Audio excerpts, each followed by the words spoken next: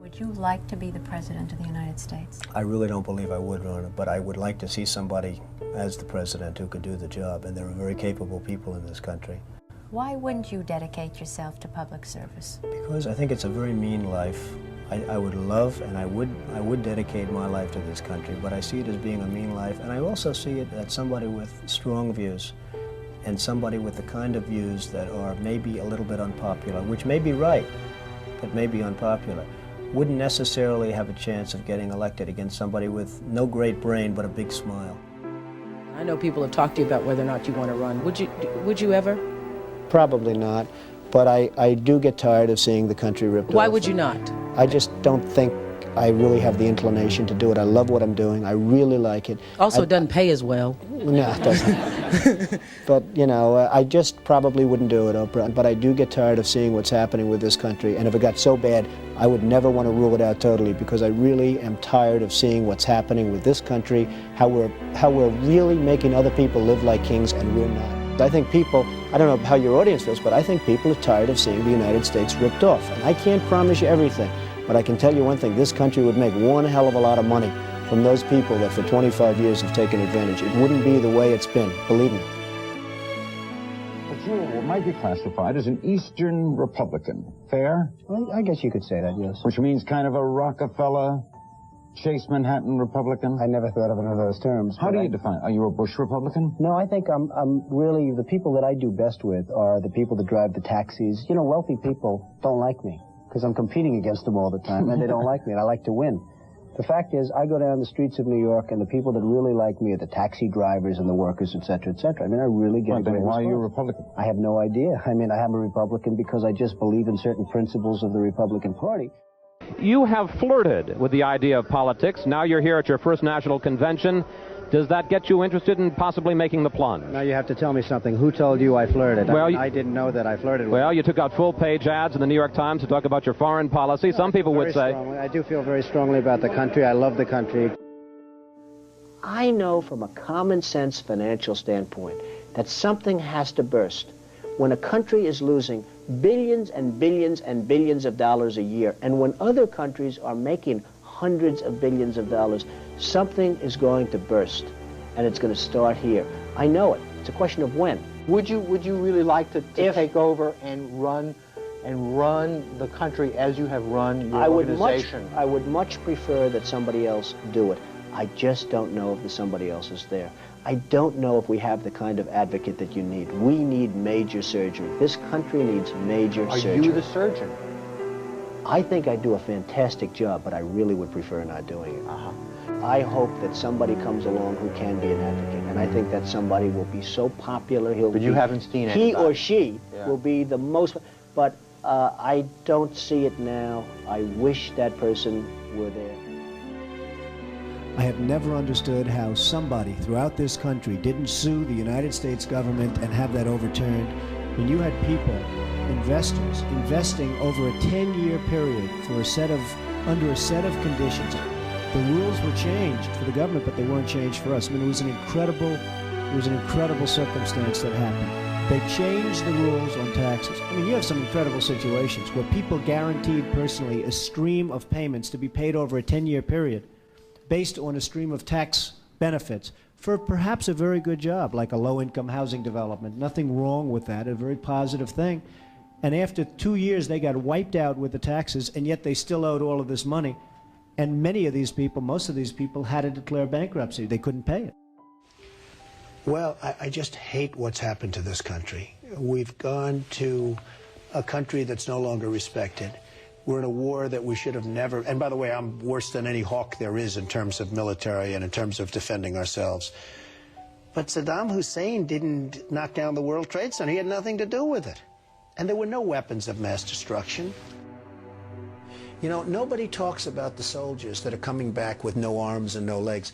And I saw at Mar-a-Lago on Mondays, I make Mar-a-Lago my club that you know about. In Palm Beach. I make that twice now. On a Monday, I let returning Iraqi injured soldiers come to the premises. The most beautiful people I've ever seen, but they're missing arms and legs. They're with their wives. Sometimes they're with their girlfriends, and the tears are coming down the faces of these people. The head of 3M said that President Obama is anti-business.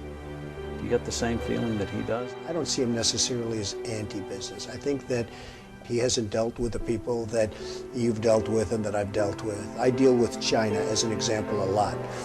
It is never easy. I just think it's ridiculous that we allow them to do what they're doing to this country with the manipulation of the currency that you write about and all of the other things that they do. And frankly, if I were them and if I could get away with it, I take my hat off to them, frankly. They do get away with it. The good news, Steve, our product is much better, but with the manipulation of their currency, it's very, very, very hard for our companies to compete. Any politician do you think has the pulse? Anyone running for president has the pulse of what you know about the economy? Well, the biggest problem is something I never hear about. I told you about it once. Every time they lower interest rates, the cartel, because I call it a cartel, the illegal monopoly, raises oil prices, okay? So what happens is every time interest rates go down, oil prices go up, and it's the same number. I mean, practically the same money. Right. So they lower it, they raise it. They lower it, they raise it. Now you have oil that's close to 100, going to be over 100, and nobody in this country calls and says, get that damn oil price down. You get it down. But I have to tell you that our country is in serious, serious trouble. We owe $17 trillion. We have deficits that nobody can even comprehend. China, which I've been talking about for the last 5 years, they just devalued their currency. And the reason they did it, and everybody was surprised by it, was because our leadership is so weak and so pathetic that they can get away with it. And believe me, they're taking our jobs, and they're taking them big league. You look at other countries, they're all doing the same thing. They have no respect for our leader, and frankly, they have no respect any longer for our great country. And it's so simple to solve. What we need is a strong economy. What we need is jobs. Now you look at what's going on with Afghanistan. So they make a deal, and I'm not advocating stay, because frankly, I want to build this country. I want to build these schools. I don't want to build a school in Afghanistan, a road going to the school, watch it get built up and then blown up 4 times, and they keep rebuilding and rebuilding. And you go to Brooklyn, New York, and you can't have schools. You go to Iowa, you can. You go to wherever you go, and you can't have schools. Because we don't have any money, because we're spending it in other places where, frankly, they don't want us, and I don't want them. And it's amazing. Our country is in serious trouble. We don't have victories anymore. The U.S. has become a dumping ground for everybody else's problems. We spent $2 trillion in Iraq. $2 trillion. We lost thousands of lives, and we have nothing. We can't even go there. We have nothing. Last quarter, it was just announced, our gross domestic product, a sign of strength, right? But not for us. It was below 0. Who ever heard of this? And our real unemployment is anywhere from 18 to 20%. Don't believe the 5.6. Don't believe it. Our enemies are getting stronger and stronger by the day, and we as a country are getting weaker. We have a disaster called the big lie, Obamacare. Yesterday it came out that costs are going for people up 29, 39, 49, and even 55%. It is a disaster. So I've watched the politicians. I've dealt with them all my life. They will never make America great again. They don't even have a chance. They're controlled fully by the lobbyists, by the donors, and by the special interests. We need a leader that can bring back our jobs, can bring back our manufacturing, can bring back our military, can take care of our vets. Our vets have been abandoned. We need somebody that can take the brand of the United States and make it great again. I will tell you, I love my life. I have a wonderful family. They're saying, Dad, you're going to do something that's going to be so tough. You know, all of my life I've heard that a truly successful person, a really, really successful person, and even modestly successful, cannot run for public office. Just can't happen. And yet that's the kind of mindset that you need to make this country great again. So, ladies and gentlemen,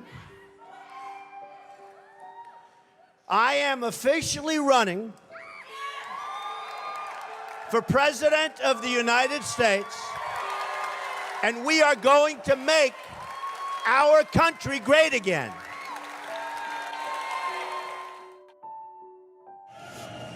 Friends, delegates, and fellow Americans, I humbly and gratefully accept your nomination for the presidency of the United States.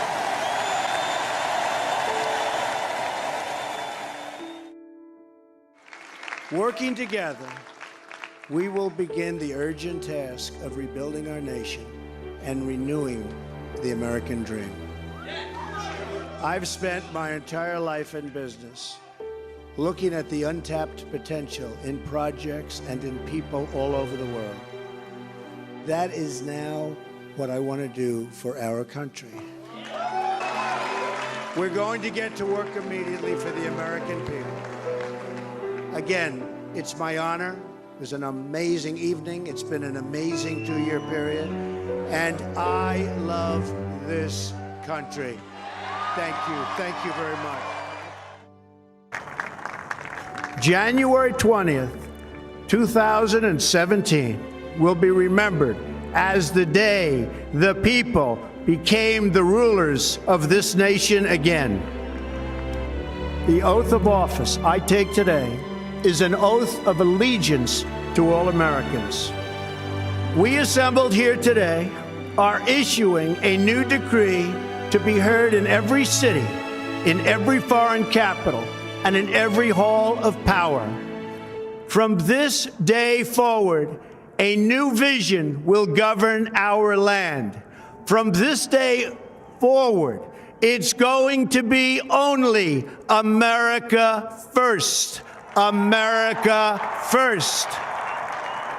Every decision on trade, on taxes, on immigration, on foreign affairs will be made to benefit American workers and American families. I will fight for you with every breath in my body, and I will never, ever let you down. Together, we will make America strong again.